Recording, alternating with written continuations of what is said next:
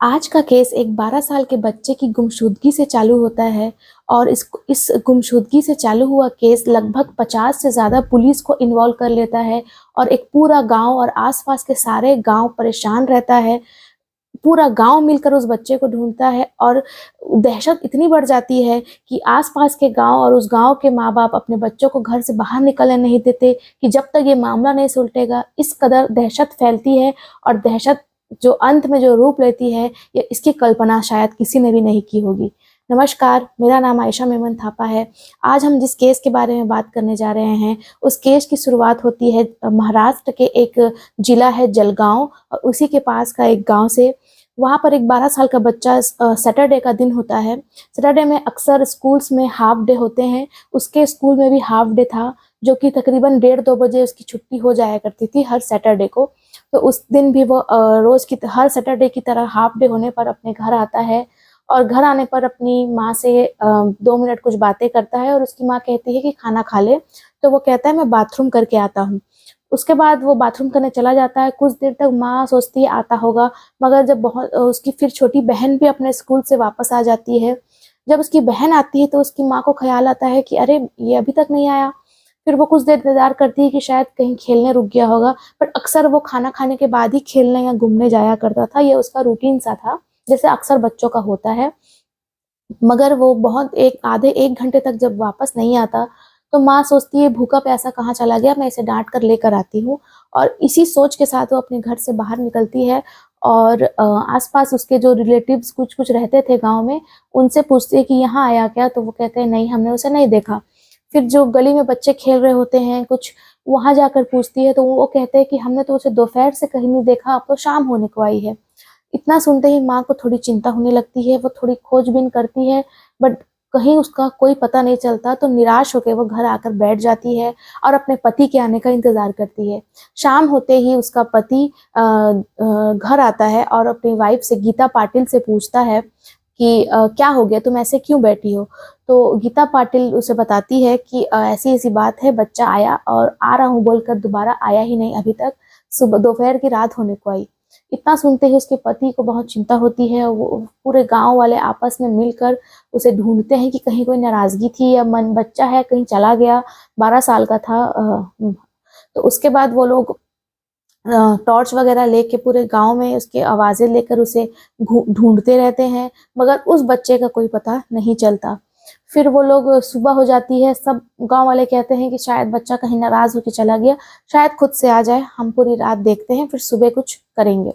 ऐसे करते-करते सुबह हो जाती है या इधर उसकी माँ की हालत बहुत ख़राब हो जाती है, उसकी तबीयत बिगड़ने लगती है, उसे बहुत ज़्यादा चिंता होती है कि अब उसका बच्चा कहाँ गया। इसके बाद वो लोग सुबह गाँव वाले सब सलाह करके पास के पुलिस स्टेशन जाते हैं और वहाँ जाके कंप्लेन करते हैं कि बच्चा हमारा कल दोपहर से गायब है। जब पुलिस भी इस मामले में बिल्कुल भी देरी नहीं करती है और फ़ौरन कंप्लेन दर्ज करके बच्चे की खोज में लग जाती है। पुलिस लगातार बच्चे की खोज कर रही होती है, आस-पास पता करती है, लेकिन स्कूल भी जाती है। स्कूल वाले कहते हैं कि कल तो वो अपने टाइम से ही चला गया था, उसके बाद हम लोगों ने उसे नहीं देखा।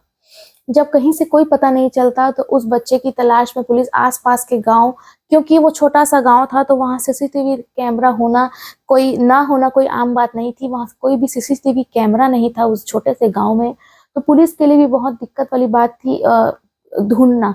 बट पुलिस आस-पास के गाँव में पता कर रही होती है कि कहीं कोई सीसीटीवी कैमरा हो, कहीं बच्चा गाँव से बाहर गया हो। पुलिस हर एंगल को तलाश रही थी। पुलिस ने पहले किडनैपिंग का एंगल तलाश करना चाहा, बट क्योंकि वो दिहाड़ी काम करता था बच्चे का पिता और माँ भी कोई काम नहीं करती थी, हाउसवाइफ थी, उनके घर के हालात ऐसे नहीं थे कि बच्चे को किडनैप करके उनसे रैंसम लिया जाए। अगर कोई बच्चे को किडनैप कभी भी करता है, पहले बच्चे का बैकग्राउंड जानना चाहता है, मगर उस बच्चे का कोई बैकग्राउंड ऐसा नहीं था कि उसे रैंसम, उसके माँ-बाप रैंसम दे सकें। पुलिस इस एंगल में भी चूक जाती है और दूसरे एंगल से खोजने की कोशिश करती है।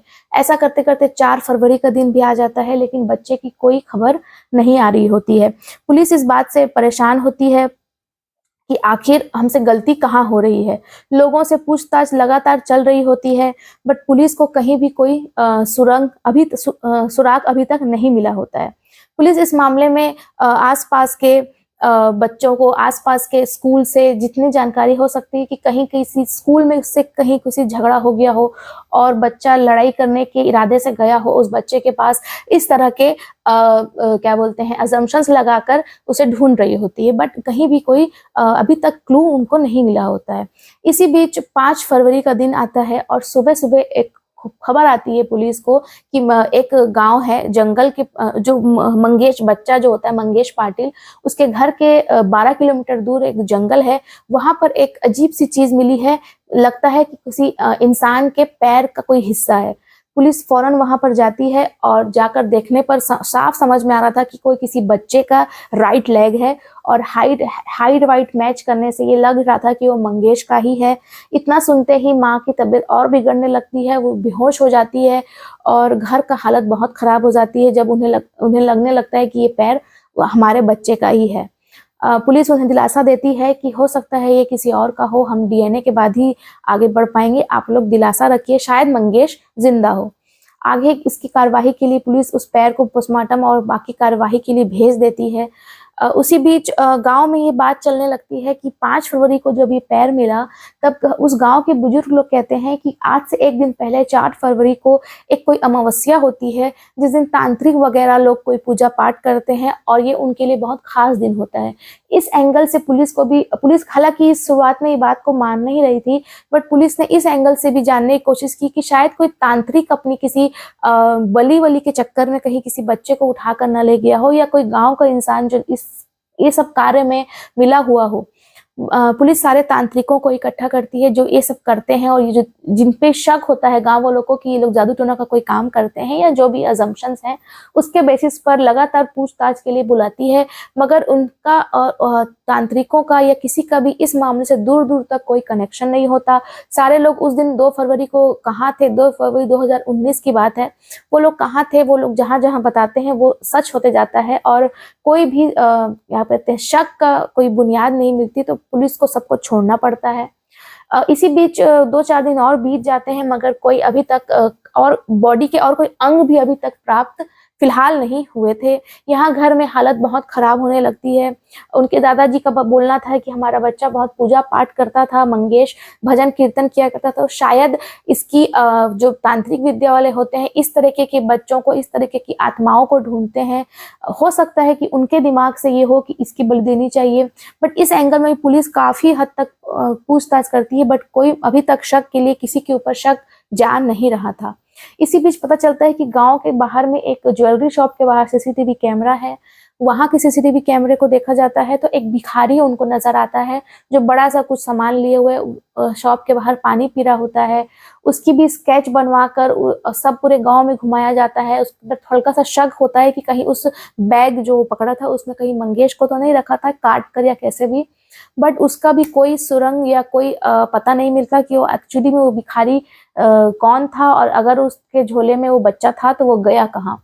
इसी बीच में पुलिस को कुछ समझ में नहीं आ रहा होता है कि करना क्या है। उनके पर प्रेशर बहुत ज्यादा था क्योंकि एक बच्चा दिन दहाड़े ऐसे कहाँ गायब हो गया और अब तो उसका पैर भी मिला है। उसके बाद 13 फरवरी 2019 का दिन आता है और उसी गांव के आसपास एक जंगल में बॉडी के अन्य पार्ट मिलते हैं जिसमें सिर नहीं होता, बाकी सारे पार्ट मिल जाते हैं। उन सारे पार्ट्स को सबको चेक कराने के बाद ये कंफर्म हो जाता है कि वो बॉडी मंगेश पाटिल की ही है और वो अब उसका मर्डर हो चुका है। पुलिस अब बहुत छानबीन में लग जाती है। अब जबकि कंफर्म हो चुका है कि पूरी बॉडी मिल गई है, इस पर गांव वाले भी बहुत दबाव डाल रहे थे कि अब हमारे बच्चे सुरक्षित नहीं हैं। ऐसे दिन दहाड़े जब किसी का बच्चा गायब हो गया और उसके इस तरीके से बेरहमी से अलग अलग हिस्सों में काट कर उसे मार डाला गया है, तो गांव वाले भी बहुत दहशत में आ चुके थे। सारा गांव पुलिस की मदद करने को रेडी था मगर कहीं से कोई सुराग मिल नहीं रहा था। इसी बीच पुलिस के ऊपर दबाव होने पर पुलिस जो उनका हेड होते हैं, आईओ होते हैं, वो कहते हैं कि हम अपने नोट्स फिर से खंगालेंगे क्योंकि जितने भी जहाँ जहाँ बॉडी पार्ट्स मिले थे वहाँ पर सर्च डॉग्स बुलाए गए थे और सर्च डॉग्स उस बॉडी पार्ट्स को स्मेल करने के बाद उनका रूट फॉलो किया जाता है। तो वो अक्सर जब भी वो किसी बॉडी पार्ट को सर्च डॉग स्मेल करता था तो वो मंगेश विक्टिम के घर के बाहर जाकर भौंकने लगता था। शुरुआती दो बार में या 2 से 3 बार यह होता है। पुलिस को लगता है कि वो बताना चाह रहा है कि ये विक्टिम का घर है। इसी बीच वो अपने सारे पुराने जिस तरीके से उन्होंने इन्वेस्टिगेट किया था उसको रिवाइज करने की कोशिश करती है पुलिस। इसी बीच एक पुलिस के दिमाग में एक बात आती है कि कुत्ता जो डॉग है, सर्च डॉग है, वो कहीं और कभी भी किसी और दिशा में क्यों नहीं जाता। अक्सर विक्टिम हमको तो पता है ये विक्टिम का घर है, बट अक्सर वो विक्टिम के घर के ही रूट फॉलो करता है और कोई और रूट उसने दोनों तीनों बार में कभी फॉलो नहीं किया। ये बात थोड़ी सी उनको एक लीड सी लगती है कि क्या पता इसी में हमको कुछ मिल जाए, और वो लोग खामोशी से मंगेश के माता पिता से बात करने के बजाय वो लोग पड़ोसियों से और रिश्तेदारों से खामोशी से पूछताछ करते हैं, इनकी पर्सनल लाइफ के बारे में जानना चाहते हैं।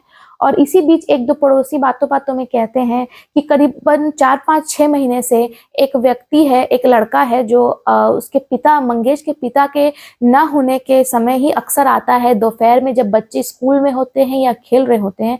तो पुलिस को ये बात खड़कती है और उनका एक एंगल उनको दिखता है कि कहीं ये एक्स्ट्रा मैरिटल अफेयर का जो उसकी मदर है उसके साथ कहीं कोई कनेक्शन हो सकता है, क्योंकि उनके पास वैसे भी कोई सुराग अभी तक था नहीं। तो उनको ये बहुत बड़ी एक लीड की तरह लगती है।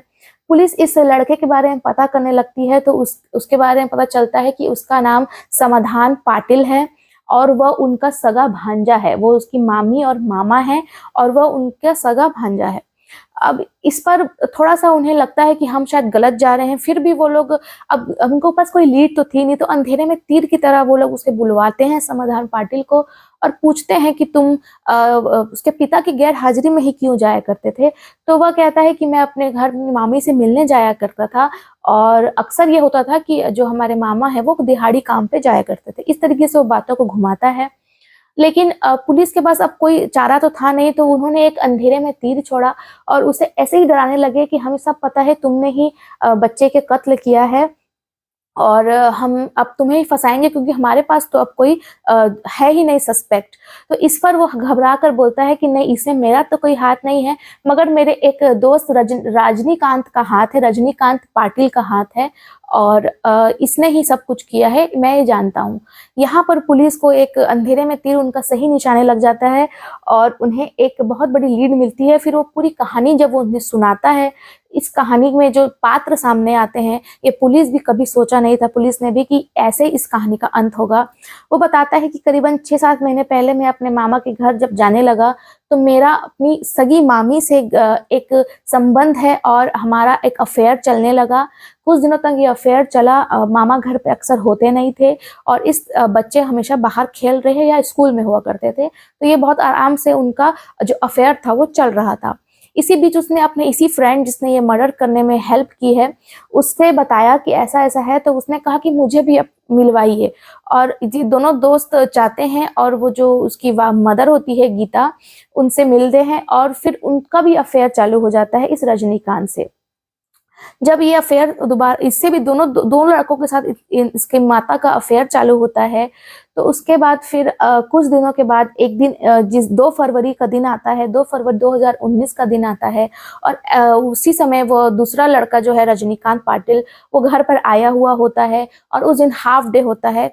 वो अक्सर हाफ डे से स्कूल की छूटने से पहले ही चला जाया करता था, मगर उस दिन वह लेट हो जाता है और बच्चा उसी समय घर आ जाता है। घर का दरवाजा खुला होता है और बच्चे ने सब कुछ देख लिया था। इस बात के डर से फौरन जो रजनीकांत पाटिल होता है वहां पर एक डंडे से उसके सर पे वार कर देता है उसी समय, और बच्चे की उसी समय वहां पर मौत हो जाती है उसी के घर में। जो उसकी माँ की कहानी थी कि बच्चा आया और गया, ये बिल्कुल झूठ था। वो घर आते ही उस बच्चे की मौत कर दी जाता है और उसकी माँ के आंखों के सामने, और माँ ने अपनी गलती छुपाने के लिए वो चुपचाप वहां खड़ी रहती है। फिर दोनों लोग घर की सफाई करते हैं और जब थोड़ी देर बाद जब कुछ लोग वहां हलचल कम लगती है गांव में, तो उसे गांव से बाहर लेकर जाता है रजनीकांत पाटिल और उसके बॉडी के अलग अलग हिस्से काट कर अलग अलग जगह पे फेंकने लगता है। इस तरह से ये कहानी अंत होती है और तीनों जन लगभग हिरासत में रहते हैं। इन पर अभी मुकदमा चल रहा है, सबूत इकट्ठा किए जा रहे हैं। और जब उसकी माता से पूछा गया तो उसने कहा मैं क्या करती, मैंने अपनी इतनी बड़ी गलतियों को छुपाने के लिए इतने बड़े जुर्म को, अपने बच्चे को अपने आंखों के सामने मरने दिया और फिर उसकी लाश को ठिकाने लगाने में भी उस महिला ने अपने दोनों प्रेमियों, लगभग एक ही प्रेमी था उस समय, मगर ये अभी मामला सामने नहीं आया है कि दूसरा दूसरे का इसमें कितना हाथ था। मगर फिलहाल दोनों लोग पर मुकदमा चल रहा है। और इस कहानी से आसपास के लोगों का ये मानना था कि अब हम किस पर भरोसा करें। उसकी माँ जो एक 15-20 दिन से बेहोश हो जा रही थी रो रो कर, वो शायद अपनी गलतियों के पछतावे से रो रही थी, क्योंकि अगर उसे अपने बच्चे की मौत का पछतावा होता तो वो शायद अब उसको उसके प्रेमी मार तो डाला था, लेकिन वो लोगों को बता सकती थी, वो उसका इस तरीके से उसको काट कर ठिकाने लगाने नहीं दे सकती थी। शायद उसने गलती तो करी थी, मगर वो इस तरीके से अगर उसने अपनी गलती छुपाई है तो कहीं ना कहीं वो बराबर की हिस्सेदार है उस मर्डर में। और ये बात गांव में फैल जाती है और गांव वाले भी सोचने में मजबूर हो जाते हैं कि जिस महिला की मदद हम इतने दिन से कर रहे थे और उन कितनी दहशत में जी रहे थे कि आखिर कौन दिन दहाड़े इस बच्चे को उठा कर ले जा सकता है, वो बच्चे को मारने वाली कोई और नहीं, उसकी खुद की सगी माँ थी। इस कहानी को सुनाने का उद्देश्य मुझे किसी को ठेस पहुंचाना नहीं है, बस आप तक एक सच्ची घटना पहुंचाना है और आप लोगों को जागरूक करना है।